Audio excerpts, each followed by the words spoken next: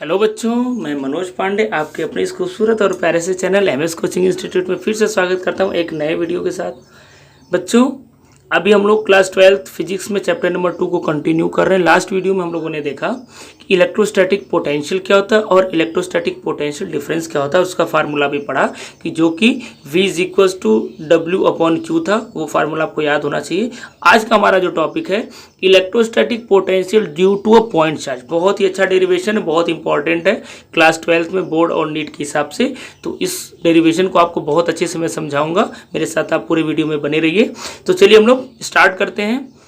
तो सबसे पहले इलेक्ट्रोस्टैटिक पोटेंशियल का फार्मूला हम लोग डिराइव किए थे लास्ट टॉपिक में। अगर वो वीडियो आपने नहीं देखा है तो वो वीडियो आपको प्लेलिस्ट में मिल जाएगा, जाकर के जरूर देखिए, जो कि था V = W/Q0। ठीक है, यानी किसी यूनिट पॉजिटिव टेस्ट चार्ज को इन्फिनिटी से इलेक्ट्रिक फील्ड के किसी पॉइंट में लाने में जो वर्क डन करना पड़ता है वो इलेक्ट्रोस्टैटिक पोटेंशियल होता है। ठीक है, अब देखिए हम लोग क्या करेंगे, यहाँ पर एक यूनिट पॉजिटिव टेस्ट चार्ज लेंगे, उसको इन्फिनिटी से धीरे धीरे करके पॉइंट टू पॉइंट हम लोग इलेक्ट्रिक फील्ड में लाएंगे। यानी एक चार्ज Q रखेंगे जिसके आसपास कुछ इलेक्ट्रिक फील्ड बनेगा। उस इलेक्ट्रिक फील्ड में किसी एक पॉइंट P को कंसीडर करेंगे और उस पॉइंट P पर हमको एक टेस्ट चार्ज को ला करके रखना है। तो वहाँ पर इलेक्ट्रोस्टैटिक पोटेंशियल कितना होगा हमको कैलकुलेट करना है। तो देखिए डायग्राम ऑलरेडी मैं बना दिया हूँ, डायग्राम आपको समझ में आ रहा होगा। यहाँ पर नीचे आपको दिख रहा है कि हमने पॉइंट O पर एक सोर्स चार्ज, जिसको सोर्स चार्ज बोलते हैं, +Q कंसीडर किया और एक टेस्ट चार्ज जो कि यहाँ पर Q0 यहाँ पर रहेगा, इसको हम लोग इन्फिनिटी से लाना है। और सबसे पहले पॉइंट A पर रखेंगे हम लोग इसको भाई EF होते होते। ठीक है, बहुत सारे आप इंटरमीडिएटरी पॉइंट आप ले सकते हो, लेते लेते आप पॉइंट A पर लाओगे, फिर पॉइंट B पर लाओगे, फिर फाइनली हम लोग इसको टेस्ट चार्ज को P पर लाएंगे। और P पर लाने पर फिर हम लोग देखेंगे कि इलेक्ट्रोस्टैटिक पोटेंशियल इस चार्ज की वजह से इस टेस्ट चार्ज के ऊपर कितना आ रहा है। समझ में आ रहा है? तो देखिए हम लोग इस बात को लिख भी दिए हैं। Let a positive charge Q is placed at a origin पे हमने पॉजिटिव टेस्ट चार्ज रख दिया है। We wish to calculate its electric potential at a point P at distance r from it। इस चार्ज के वजह से r डिस्टेंस पर एक कोई पॉइंट P है, वहां पर इलेक्ट्रोस्टैटिक पोटेंशियल कितना होगा हमको कैलकुलेट करना है। Since the electric potential at point P will be equal to the amount of work done in bringing a unit positive test charge from infinity to point P, ये last वाला definition है कि यहाँ पर electrostatic potential कितना होगा, जितना हमको वर्क डन करना पड़ेगा, यानी इलेक्ट्रोस्टैटिक फोर्स के अगेंस्ट में जो काम करना पड़ेगा Q0 को यहाँ पर लाने में, उसके बराबर होगा। अब अगेंस्ट में काम क्यों करना पड़ेगा भाई? क्योंकि ये भी पॉजिटिव टेस्ट चार्ज है, ये भी पॉजिटिव टेस्ट चार्ज है। तो दो पॉजिटिव आपस में रिपेल करते हैं ना, तो एक दूसरे के पास आना नहीं चाहेंगे और हम लोग इनको एक दूसरे के पास लाएंगे। तो इलेक्ट्रिक फील्ड के अगेंस्ट में हमको वर्क करना पड़ेगा। ठीक है, इसलिए बोल रहा है कि इस चार्ज को यहाँ तक लाने में जो हमको वर्क करना पड़ेगा वो वर्क डन हमको निकालना पड़ेगा और टेस्ट चार्ज से डिवाइड कर देंगे और हमारा डेरिवेशन कंप्लीट हो जाएगा। तो हमारा मेन मोटिव क्या रहेगा बच्चों? हम लोग इस चार्ज को यहाँ तक लाने में कितना वर्क कर रहे हैं वो हमको निकालना पड़ेगा। ठीक है, तो यहाँ तक आप पॉज करके नोट कर लीजिए, फिर हम लोग डेरिवेशन को आगे बढ़ाते हैं। एक एक स्टेप को अच्छे से समझते हैं ताकि आपको मजा भी आए और आपको समझ में भी आए। पॉज करके आप जल्दी से नोट कर लीजिए। चलिए आगे बढ़ते हैं। अब देखिए मैं क्या बोल रहा हूं। Let a test charge Q0 is placed at a point A at distance x from O। Diagram में देखिए A से O का डिस्टेंस हमने x कंसीडर किया है और हम लोग सबसे पहले इन्फिनिटी से पॉइंट A पर ला करके उस चार्ज को रखेंगे।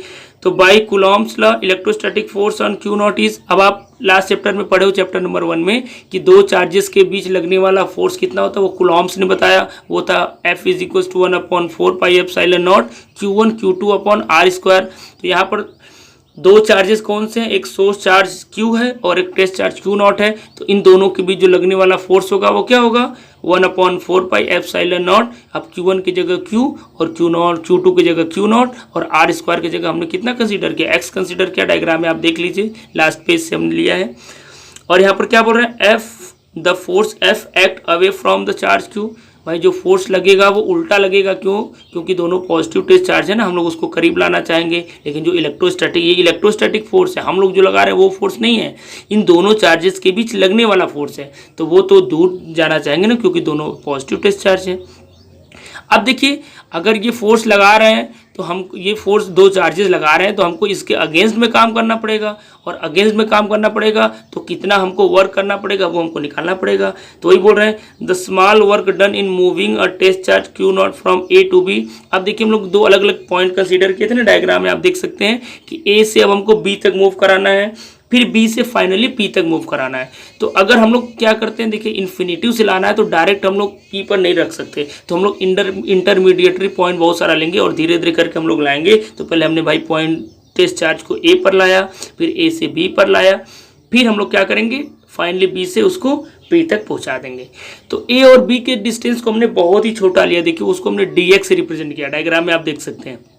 भाई डायग्राम आप पहले बना लीजिए, क्योंकि जब तक आप डायग्राम नहीं बनाओगे और पॉसिबल नहीं कि मैं बार बार कॉपी को मूव करूं ताकि आपको दिक्कत होगा, तो डायग्राम आप बिल्कुल अपने कॉपी पे बना करके मेरी बात को समझेंगे तो आपको ज़्यादा समझ में आएगा। ठीक है, तो देखिए ए से बी के बीच का डिस्टेंस कितना हमने लिया, dx लिया है। और आपको पता है कि अगर हमको वर्क डन निकालना पड़ता है तो हमको दो चीज़ पता होना चाहिए, फोर्स पता होना चाहिए और डिस्प्लेसमेंट पता होना चाहिए। तो हम लोग क्या करेंगे, ए से बी तक टेस्ट चार्ज क्यू नॉट को मूव कराने के लिए जो वर्क करना पड़ेगा वो डी डब्ल्यू हम लोग मानेंगे। डी डब्ल्यू हमने क्यों माना, डब्ल्यू क्यों नहीं माना, क्योंकि ए से बी के बीच का डिस्टेंस बहुत ही छोटा है और फिजिक्स के भाषा में इसको हम लोग डिफ्रेंसिएशन से रिप्रेजेंट करते हैं। ठीक है, तो ए से बी के बीच का जो फोर्स है चार्ज को मूव कराने के लिए वो F है, और डिस्प्लेसमेंट बहुत ही छोटा है तो वर्क डन भी बहुत छोटा होगा, इसलिए हम लिख सकते हैं dw is equal to F into D X. वैसे एक्चुअल में फार्मूला होता है Fs cos थीटा, आप ये क्लास 11th में पढ़े हो फिजिक्स में।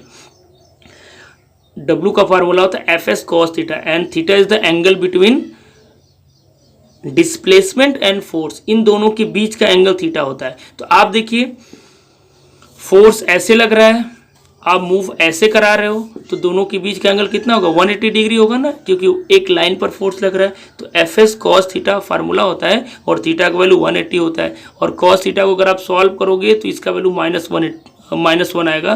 क्यों कि cos 2 इंटू 90 करोगे तो cos में चेंज होगा, और ये सेकंड क्वाड्रेंट्स में जाएगा, सेकंड में cos माइनस होता है, और cos 0 का वैल्यू कितना होता है, 1 होता है, इस तरीके से माइनस होगा। ये क्लास 10th का मैथ है, इतना तो आपको पता होगा। तो इस तरीके से cos 180 डिग्री का बच्चों वैल्यू -1 होता है, और इंटू एफ डी एक्स ये जो आपका है। तो इस तरीके से जो वर्क डन हमारा आया, ये कौन सा वर्क डन आया, टेस्ट चार्ज को ए से बी तक मूव कराने के लिए जो वर्क डन आया वो इतना आया। लेकिन हमको भाई बी तक मूव नहीं कराना है, फाइनली हमको मूव कराना है इसको पी तक। तो आप फिजिक्स में हमेशा करते आते हो कि अगर एक छोटा वर्क डन हो और हमको टोटल वर्क डन निकालना हो तो हम लोग उसका इंटीग्रेशन करते हैं, यानी डिफरेंशिएशन को हटाने के लिए उसका उल्टा क्या होता है, इंटीग्रेशन होता है। तो इस बात को देखिए हम लिख चुके हैं, now the total work done in moving a charge Q naught from infinity to point P will be. तो छोटा वर्क डन पता चल गया, अब कंप्लीट निकालना है तो यहाँ पर क्या इंटीग्रेशन है। आई होप इंटीग्रेशन आता होगा, मैथ के बच्चों को तो डेफिनेटली आता होगा, जो बायो के बच्चे उनको नहीं आता होगा तो मैं चलिए डीप में बताऊंगा ताकि आपको समझ में आए। अब अगर आप डी डब्ल्यू का बच्चों इंटीग्रेशन करते हो तो डिफरेंशिएशन का सिंबल हट जाता है, यानी वो डब्ल्यू बराबर हो जाता है। अब इंटीग्रेशन हम लोग करेंगे किसका, एफ डी एक्स का, माइनस को माइनस लिख दिया। अब कहाँ से कहाँ तक करेंगे, एक लिमिट भी है। हम लोग टेस्ट चार्ज को कहाँ से कहाँ तक ला रहे हैं, इन्फिनिटिव से पॉइंट पी पर ला रहे हैं। तो हम लोग कहाँ से कहाँ तक करेंगे, इन्फिनिटिव से पॉइंट पी, और पॉइंट पी ओ से कितने डिस्टेंस पर, आर डिस्टेंस पर है, क्योंकि अभी भी जहाँ पर चार्ज रखा हुआ है उससे आर डिस्टेंस दूरी पर ही हमको इलेक्ट्रोस्टैटिक पोटेंशियल निकालना है ड्यू टू पॉइंट चार्ज। तो हम लोग जो इंटीग्रेशन करेंगे इन्फिनिटिव से आर तक करेंगे, एफ डी एक्स। अब देखिए f का वैल्यू ऑलरेडी हम लोग देखिए ऊपर में निकाल चुके हैं। f का वैल्यू कितना है, 1/4 pi epsilon naught Q naught upon R square. तो f के जगह ये वैल्यू को आप सब्सटीट्यूट कर दीजिए, देखिए मैं यहाँ पर कर दिया हूँ। तो f की जगह ये वाला वैल्यू रख दीजिए और Q naught upon x square, और ये dx अपनी जगह रहेगा। अब देखिए बच्चों इंटीग्रेशन का रूल होता है कि जिसके रिस्पेक्ट में इंटीग्रेशन करना होता है बस उसी का होता है, उसके अलावा जो भी होता है वो कांस्टेंट होता है। अब किसको कैसे आप पता करोगे किसके रिस्पेक्ट में करना है, तो ये जो लास्ट में होता है dx ना, इसी के रिस्पेक्ट में करना है, यानी आपको x के रिस्पेक्ट में करना है। दैट मीन्स x आपका सिर्फ वेरिएबल, इसके अलावा जो भी है जैसे 1/4 पाई एप्सिलॉन नॉट ये कांस्टेंट है। चार्ज जो आप ला रहे हो, जो सोर्स चार्ज रखे वो भी कांस्टेंट है, जो टेस्ट चार्ज ला रहे हो उसका भी तो वैल्यू चेंज नहीं हो रहा है, ये भी कांस्टेंट है। आप ऐसे भी समझ सकते हो, या मैथ की भाषा में अगर आप समझना चाहते हो तो x वाला वेरिएबल जो है और उसके अलावा जो भी है वो कांस्टेंट है। तो रूल क्या होता है, सबसे पहले हम लोग कांस्टेंट को बाहर निकालते हैं और वेरिएबल का इंटीग्रेशन करते हैं। तो यहाँ पर constant 1/4 pi epsilon not into Q not है, तो ये हमने बाहर कर दिया, माइनस को भी बाहर कर दिया, और लिमिट कहाँ से कहाँ तक है, इन्फिनिटी टू आर एक्स के पावर -2। ये कैसे हो गया, जब एक्स स्क्वायर को आप ऊपर ले जाओगे तो एक्स के पावर -2 हो जाएगा, क्योंकि कभी भी 1/x² का डायरेक्ट इंटीग्रेशन हम लोग नहीं कर सकते। अब एक्स स्क्वायर का इंटीग्रेशन होता है -1/x। ये मैथ के बच्चे शायद समझ गए होंगे, लेकिन बायो के बच्चों को समझ में नहीं आया होगा। तो चलिए इसको मैं आपको बता देता हूँ कि इसका इंटीग्रेशन -1/x कैसे हुआ।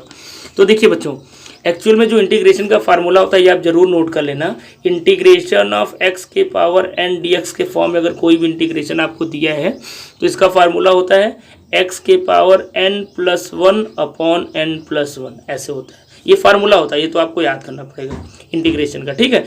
अब देखिए यहाँ पर जो आपको इंटीग्रेशन करना है वो x के पावर -2 dx का करना है।